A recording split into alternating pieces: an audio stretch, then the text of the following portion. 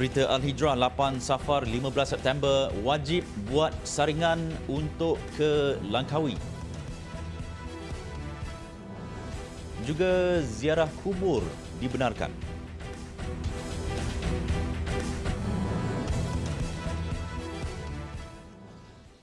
Bismillahirrahmanirrahim. Assalamualaikum warahmatullahi wabarakatuh. Berita Al-Hijrah malam ini bersama saya Ardi Harmal Marzi. Kira-kira 102 penduduk Kampung Baru Sri Aman, Silong terpaksa dipindahkan semalam selepas berlaku pencemaran bau busuk akibat sisa bahan kimia yang dibuang di tali air kampung tersebut. Dua penduduk dilaporkan pingsan selepas terhidu bau busuk tersebut. Penduduk yang ditemui berkata kejadian itu pertama kali berlaku. Menurut mereka, bau yang dihidu hangit umpama bahan terbakar dan bau minyak petrol yang kuat sehingga sukar untuk bernafas. Pasal saya betul-betul rumah saya tu dengan tepi parit besar tu kan. Betul-betul tu rumah saya tu bawah tu. Kat pagi tu, kat pokok tebu tu. Jadi saya anggap apa benda ni. Saya tengok makin lama makin kuat bau kan. Jadi saya pun pergi tengok bau kat parit ni makin kuat bau. Saya tengok sulu-sulu tengok ikan yang labi-labi semua terlentang habis. Malam tadi saya tertidur. Habis tertidur, ada orang telefon. Habis telefon saya buka pintu, bau kuat. Macam tu saya macam nak pingsan. Lepas tu saya ambil toilet, saya tutup, lepas tu saya bagi keluar. Pasal saya sedar dalam pukul 10.30. Bau tu macam mana, boleh gambarkan tak bau apa? Bau dia macam bau toksit. Ketika tinjauan TV Al-Hijrah di lokasi kejadian pada sebelah pagi, masih terdapat bau di sekitar tali air di Kampung Terbabit, namun ia mula berkurangan pada sebelah petang. Tinjauan juga mendapati terdapat kesan tumpukan minyak di tali air berkenaan. Lokasi yang berdekatan dengan rumah penduduk dikawal Jabatan Bomba dan Penyelamat Malaysia JBPM bagi mengelakkan orang awam memasuki kawasan Terbabit. Pengarah JPM Johor, Datuk Yahya Madis berkata pihaknya bertindak pantas dengan membuat pengepungan di air menggunakan kaedah oil bomb bagi mengelakkan pencemaran mengalir. Kita berpendapat bahawa perlu membuat pengungsian ataupun pengosongan dalam area 1 km radius dan seramai lebih kurang 25 keluarga daripada 102 orang personal yang kita minta pindah ke Balai Raya Kampung Sinaran untuk sehinggalah keadaan terkawal lah. Bomba mengatur gerak 40 pegawai dan anggota termasuk pasukan khas bahan kimia berbahaya Hazmat di kawasan itu. Sementara itu, Polis Johor telah menahan 4 suspek termasuk pemilik premis yang dicaki terbabit insiden pembuangan sisa kimia di tali air Kampung Baru Sri Aman. Kesemua suspek lelaki tempatan itu ditahan kira-kira jam 11.30 pagi tadi dalam operasi bersama Jabatan Alam Sekitar JAS Johor. Ketua Polis Johor, Datuk Ayub Khan Maidin Pichai berkata kedudukan kilang terbabit berada 3 km dari Kampung Baru Sri Aman. Dan kita pun telah membuat tanggapan, pihak Jabatan Alam kita telah membuat tanggapan 4 orang suspek, termasuklah pemilik premis yang kita syaki mungkin terlibat dalam insiden pembuangan toksit ni lah. Siasatan dibuat oleh pihak Jabatan Alam Sekitar di bawah Seksyen 34B, Akta Kualiti Alam Sekeliling, dan pihak polis akan memberi bantuan sepenuhnya kepada pihak JAS, Jabatan Alam Sekitar lah, untuk operasi susulan. Mungkin ada lagi lokasi-lokasi yang kita perlu periksa, serbu, dan mungkin juga ada lagi tanggapan-tanggapan yang kita perlu buat. Beliau berkata demikian ketika membuat tinjauan di tali air terbabit di Kampung Baru Sri Aman, Kempas, Silong, Johor. Menurut Datuk Ayub Khan, akibat kejadian itu, 4 penduduk wanita mengalami sesak nafas dan terpaksa menerima rawatan di Hospital Sultanah Aminah HSA dan Hospital Sultan Ismail HSI. Sampel yang diambil di lokasi yang tercemar sisa buangan industri bertoksik akan dihantar ke Jabatan Kimia.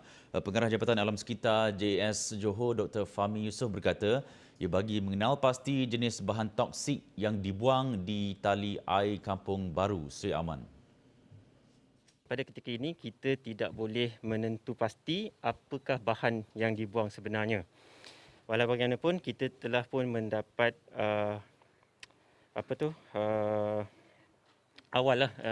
kena pasti awal, dan kita percaya kita tahu mana punca dia lah. Jadi pada ketika ini pegawai penguatkuasa Jabatan Alam Sekitar bersama dengan pihak polis akan serbuan ke premis ini untuk membuat siasatan lanjut lah. Manakah premis yang melakukan atau membuat pelupusan secara haram. Jabatan Kimia di negeri Johor ni tengah renovation kan. Jadi kita akan hantar sampel ke Melaka ataupun PJ. Sebab di PJ, di Petaling Jaya, Jabatan Kimia mempunyai maklumat yang lebih lengkap.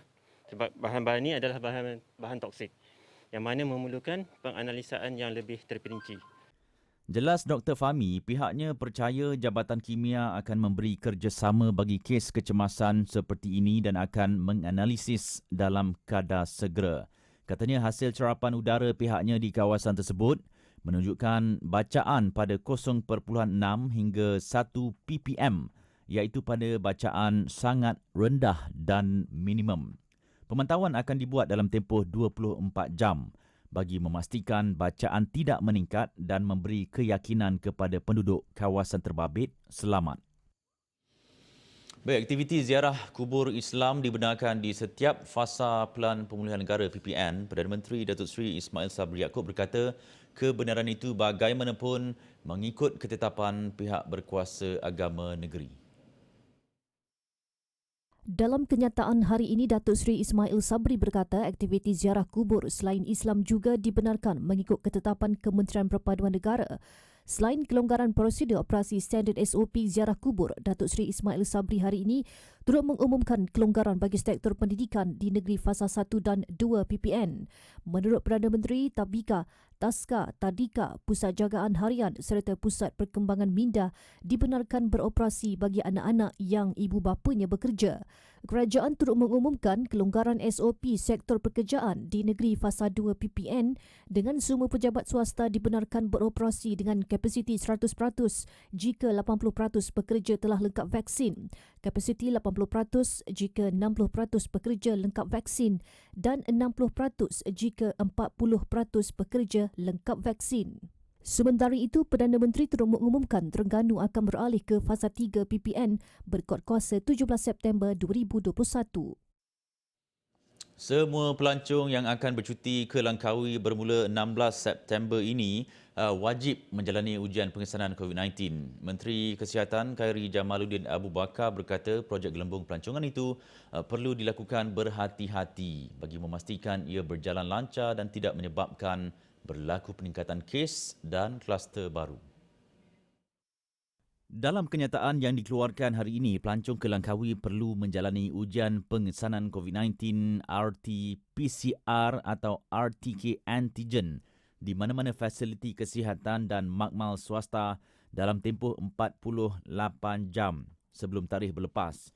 Selain itu, pelancong juga boleh membeli kit ujian kendiri saliva dan membawanya ke lapangan terbang atau terminal ferry serta boleh juga membeli kit ujian kendiri daripada pihak swasta di tempat saringan di lapangan terbang atau terminal ferry. Khairi Jamaluddin berkata ujian pengesanan itu perlu dilakukan individu berusia 7 tahun dan ke atas. Bagi kanak-kanak berusia 6 tahun ke bawah, hanya saringan gejala akan dilakukan. Tegas Khairi Jamaluddin, mereka yang didapati negatif COVID-19 akan dibenarkan meneruskan perjalanan manakala mereka yang positif tidak akan dibenarkan. Perdana Menteri Datuk Seri Ismail Sabri Yaakob pada 2 September lalu mengumumkan Langkawi dipilih sebagai projek rintis gelembung pelancongan bermula 16 September. Kejayaan projek rintis Langkawi sangat penting dalam menentukan hala tuju pembukaan destinasi gelembung pelancongan domestik yang seterusnya. Peningkatan mendadak graduan dalam bidang perubatan menyebabkan wujud masalah melantik mereka dengan jawatan tetap dalam perkhidmatan awam. Menteri Kesihatan Khairi Jamaluddin Abu Bakar berkata di antara 2009 hingga 2015, jumlah graduan perubatan hanya sekitar 3,000 setahun dan jumlah itu meningkat kepada 5,000 hingga 6,000 orang setiap tahun sejak 2016. Kerajaan pada 13 Oktober 2016 telah memutuskan supaya graduan perubatan ditawarkan pelantikan secara kontrak bagi menjalani latihan siswazah dan melengkapkan khidmat wajib selaras dengan obligasi di bawah Akta Perubatan 1971. Selepas melengkapkan latihan siswazah dan khidmat wajib, graduan perubatan mengharapkan supaya mereka diserap sebagai pegawai perubatan lantikan tetap. Walau bagaimanapun, berikutan pelaksanaan dasar kawalan saiz perkhidmatan awam dan kawalan perbelanjaan kewangan secara berhemah, bukan semua graduan perubatan yang melengkapkan latihan siswazah dapat dilantik secara tetap disebabkan perjawatan yang terhad. Beliau berkata demikian ketika menjawab soalan Ahli Parlimen Tangga Batu Rusnah Aluai berhubung rancangan kerajaan untuk menjamin masa depan doktor lantikan kontrak. Sementara itu, Dewan Rakyat diberitahu hari ini seramai 10 individu sudah dihadapkan ke mahkamah atas pertuduhan memalsukan sijil vaksinasi. Timbalan Menteri Dalam Negeri 1, Datuk Seri Dr. Ismail Muhammad Said berkata daripada jumlah itu, seorang individu telah didapati bersalah atas pertuduhan berkenaan. Mengikut pecahan negeri bagi Mengetahuan Muhammad, Kelantan seorang, Melaka 2 orang, Sarawak 4 orang, Perak 1 orang, Sabah 2 orang, jumlah 10 yang telah disabitkan kesalahan seorang iaitu di Sarawak di mana mahkamah telah memberi sabitan dan dihukum penjara. Beliau berkata demikian ketika menjawab soalan tambahan Ahli Parlimen Setiu Syahrizu Kirnain Abdul Kadir mengenai jumlah individu dikenakan tindakan kerana memalsukan sijil suntikan vaksin. Datuk Seri Dr. Ismail menjelaskan mereka yang didapati bersalah boleh dikenakan tindakan mengikut Seksyen 22D Akta Pencegahan dan Pengawalan Penyakit Berjangkit 1988. Jenazah tokoh ulama Kedah Datuk Ahmad Muhammad Nur 96 tahun selamat dikebumikan di tanah perkuburan Islam Kampung Padang Gelanggang kira-kira jam 11.15 pagi tadi. Allahyarham menghembuskan nafas terakhirnya kira-kira 12.57 tengah malam tadi di Hospital Kuala Nerang akibat dijangkiti COVID-19. Menurut anak keempat, Wan Muhammad As-Samuddin Ahmad, 58 tahun, mereka sekeluarga reda dengan pemergian Allahyarham yang juga pengasas Pondok Ahmadiyah Kuala Nerang. Namun dia bersyukur ibunya Datin Wan Salehah Wan Ibrahim, 83 tahun, berada dalam keadaan stabil selepas dimasukkan ke hospital sejak Jumaat lalu. Wan Muhammad As-Samuddin memaklumkan dia dan adik-beradik lain akan memegang amanah bapanya untuk terus mencurah ilmu agama di Pusat Pengajian Pondok Ahmadiyah. Saya di pondok pun dari segi pengurusan saya yang atok lah. Dari segi mengajar tu adik-adik saya dan adik-adik saya yang mengajar. Dari segi pengurusan cuma saya yang atok. Betul dengan keadaan macam ni, insya-Allah kita teruskan. Buat sistem meneruskan sistem ni lah baik-baik meneruskan perjuangan dia. Pengajian pondok ikut era zaman sekarang. Wan Muhammad As-Samuddin berkata kesemua 7 adik-beradiknya yang lain tidak dapat mengiringi jenazah ke pekarangan perkuburan berikutan sedang menjalani kuarantin di rumah. Sementara itu, anak murid Allahyarham Muhammad Najib Ghazali, 43 tahun berkata Allahyarham tidak pernah mengeluh ketika diuji mahupun ketika sakit sehingga orang yang menjaganya tidak merasa tertekan atau susah. Dia yang belajar di pondok itu sejak berusia 7 tahun akan sentiasa mengingati pesanan Allahyarham supaya tidak sombong dan sentiasa merendah diri. Sebab sifat almarhum Tuan Guru amat penyayang pada murid-murid dia, pada anak-anak cucu-cucu dia. Almarhum orang yang sangat sabar, almarhum seorang yang sangat rendah diri, sangat tawaduk. Almarhum selalu memberi pesanan kepada anak-anak murid dan juga orang-orang yang menziarah beliau semasa dia masih sihat dan juga semasa dia dalam keadaan sakit sekalipun. Selepas ini, hakisan tebing penduduk semakin bimbang.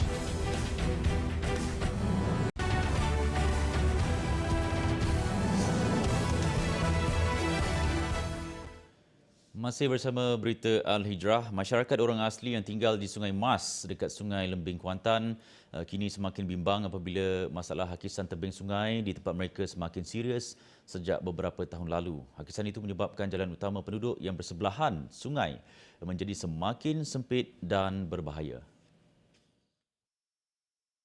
Tok Batin Sungai Mas, Deli Ramli Lam, 58 tahun berkata masalah hakisan tebing sungai itu sudah berlarutan lebih 10 tahun lalu, namun keadaannya semakin serius selepas kejadian banjir tahun lalu. Menurutnya, jarak tanah yang hilang akibat hakisan antara 40 hingga 50 meter dan hakisan itu juga menyebabkan tebing sungai semakin tinggi, iaitu antara 10 hingga 15 meter. Ia sekaligus boleh mengancam keselamatan lebih 650 penduduk kampung yang keluar bekerja di empangan dan ladang selain mereka yang keluar mencari hasil hutan.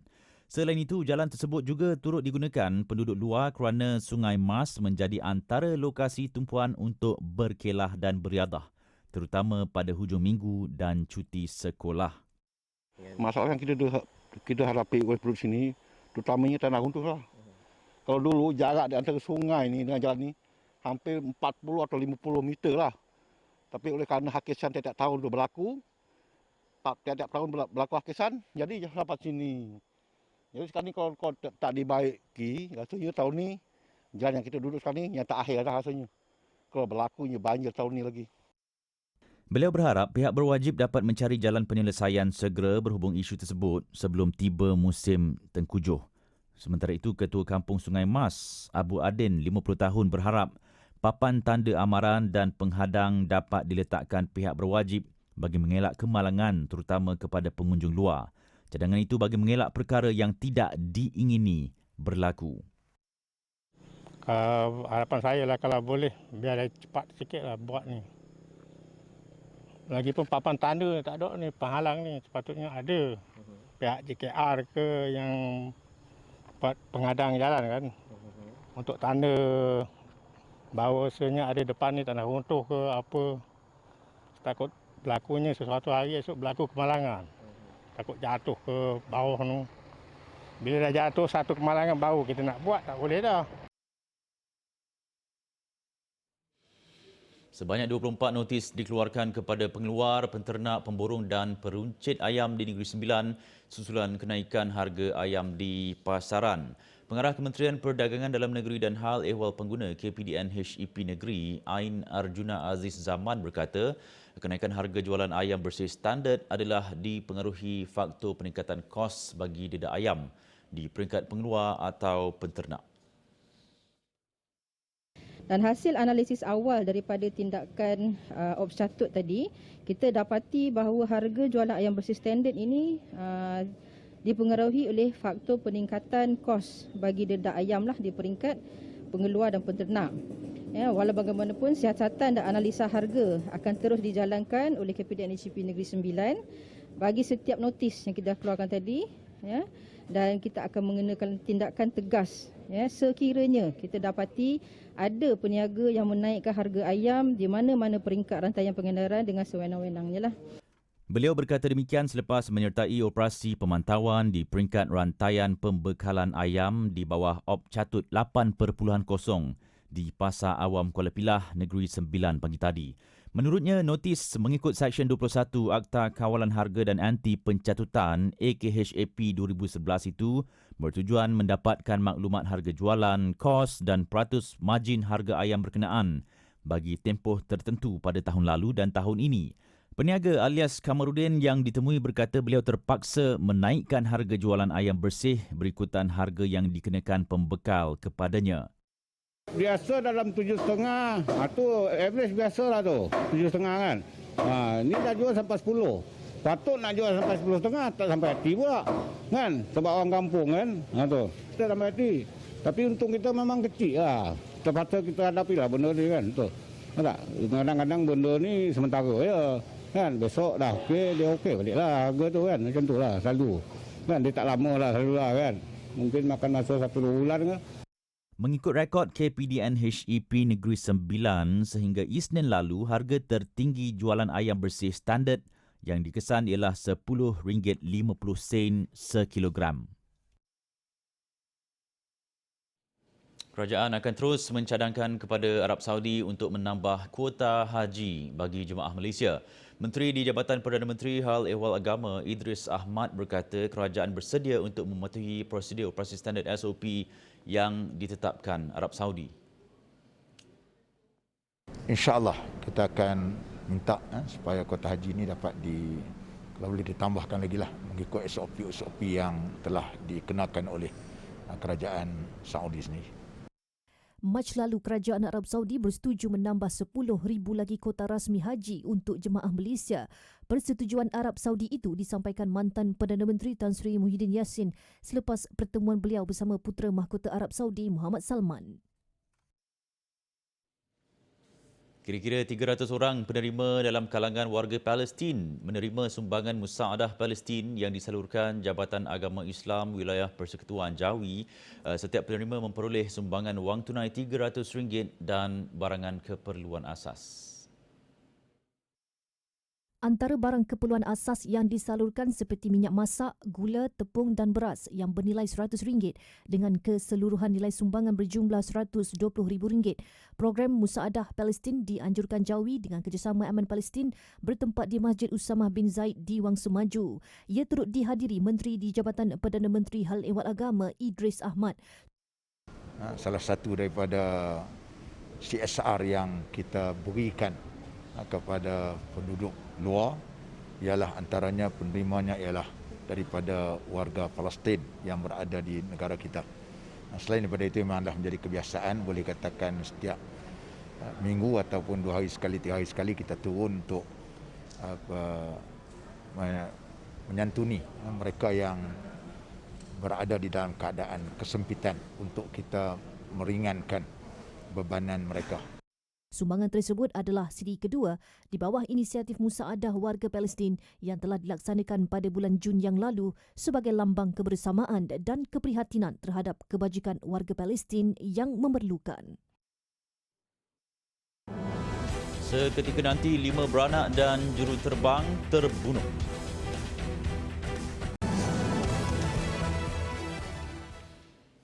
Tujuh terbunuh dalam nahas melibatkan pesawat ringan di bandar Piracicaba, Brazil. Pesawat itu dilaporkan terhempas hanya 15 saat selepas meninggalkan lapangan terbang Pedro Morganti.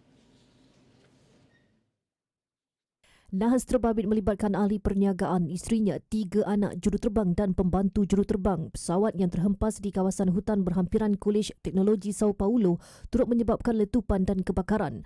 Punca tragedi masih dalam siasatan. Mangsa yang juga ahli perniagaan itu merupakan pemegang saham bagi pengeluar diesel terbesar di Brazil. Sementara itu di Indonesia, pesawat ringan kargo bersama 3 anak kapal terhempas di kawasan pergunungan di wilayah Papua. Pesawat itu dilaporkan terputus hubungan dengan pusat kawalan 1 jam selepas meninggalkan wilayah Nabire. Pesawat bawah kendalian syarikat penerbangan Rimbun Air itu terputus hubungan beberapa minit sebelum dijadual mendarat.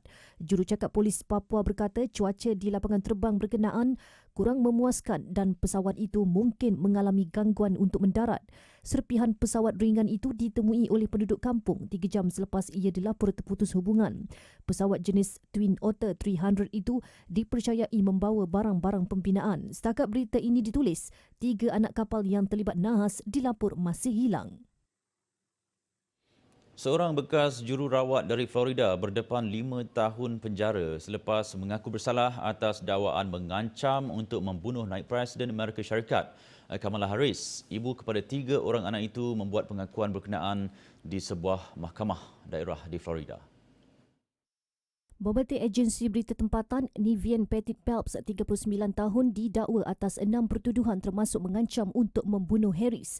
Phelps sebelum ini ditahan pada April lalu kerana dianggap sebagai ancaman kepada komuniti. Pada Februari, Phelps mendakwa bahawa dia menerima kira-kira $53,000 AS untuk membunuh Harris dalam tempoh 50 hari dan kenyataan itu dibuat menerusi video 30 saat yang dikirimkannya kepada suaminya yang berada di penjara. Turut dikesan gambar Phelps memegang senjata serta bukti permohonan permit membawa senjata api. Menurut laporan CNN, prosiding jatuh hukum terhadapnya akan diadakan pada 19 November. Phelps memberitahu perkhidmatan rahsia bahawa dia kecewa Kamala Harris dilantik menjadi naib presiden kerana mendakwa Harris tidak meletakkan tangannya di atas Bible ketika angkat sumpah jawatan. Kamala Harris menjadi wanita kulit hitam pertama, malah wanita pertama yang dilantik sebagai naib presiden dalam sejarah Amerika Syarikat. Baik, sebelum berpisah, kami warga kerja TV Al-Hijrah dan seluruh rakyat Malaysia mengucapkan Selamat Hari Angkatan Tentera Malaysia ATM kali ke-88 buat semua perwira dan prajurit ATM. Sentiasa bersepadu, kedaulatan negara tanggungjawab bersama. Dan jangan lupa malam esok, berita Al-Hijrah akan berwajah baru dan berpenampilan lebih segar. Jadi nantikannya esok. Sekian untuk malam ini. Saya Ardi Herman. Assalamualaikum warahmatullahi wabarakatuh. Selamat malam.